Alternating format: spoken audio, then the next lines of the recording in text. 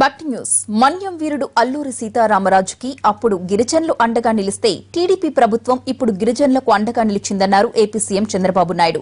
విజయవాడలో అల్లూరి సీతారామరాజు 120వ జయంతోత్సవాల్లో పాల్గొన్న ఆయన గిరిజనుల అభ్యున్నతికి అనేక పథకాలను అమలు చేస్తున్నామన్నారు. పార్లమెంట్లో అల్లూరి విగ్రహాన్ని ఏర్పాటు చేయకుండా కాంగ్రెస్ అడ్డుకుందని, పార్లమెంట్లో ఆయన విగ్రహాన్ని ఏర్పాటు చేయడానికి కృషి చేస్తామని అన్నారు చంద్రబాబు.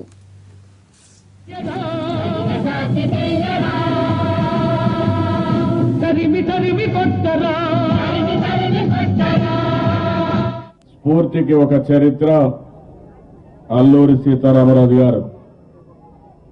ఆయన పేరు వినగానే మనందరిలో ఒక ఆవేశం వస్తుంది, ఒక పట్టుదల వస్తుంది. మొత్తం కూడా జాతిలో రక్తం కూడా ఉప్పొంగే పరిస్థితి వస్తుంది. దానికి కారణం ఒక వ్యక్తి 27 సంవత్సరాలే బతికాడు. ఎన్ని సంవత్సరాలు బతుకుతారనేది ముఖ్యం కాదు. 27 సంవత్సరాలే బతికాడు. 27 సంవత్సరాల్లో బ్రిటిష్ వాళ్ళ గుండెల్లో రైళ్లు పరిగెత్తించిన ఏకైక వ్యక్తి అల్లూరి సీతారామరాజు గారు. ఎప్పుడు కూడా ఆయన పేరు వినంగానే బ్రిటిష్ వాళ్ళైతే, ఆనాటి పాలకులైతే బెంబేరెత్తేవాళ్లు, భయపడిపోయేవాళ్లు. ఎప్పుడు ఏం జరుగుతుందో అనునిత్యం భయపడుతూ బతికేవాళ్లు.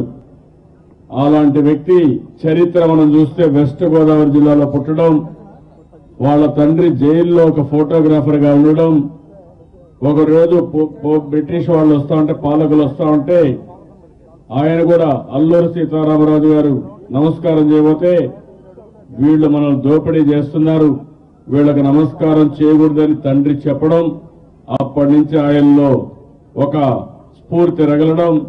ఆ స్ఫూర్తి మన్యంలో ఉండి, ఏజెన్సీ ప్రాంతంలో ఉండి బ్రిటిష్ వాళ్ళని గజగజలాడిచ్చారు. చివరికి ఏం చేయాలో దిక్కు తెలియకుండా అతన్ని అతి దారుణంగా కాల్చి చంపారని కూడా నేను మీకు తెలియజేస్తున్నా.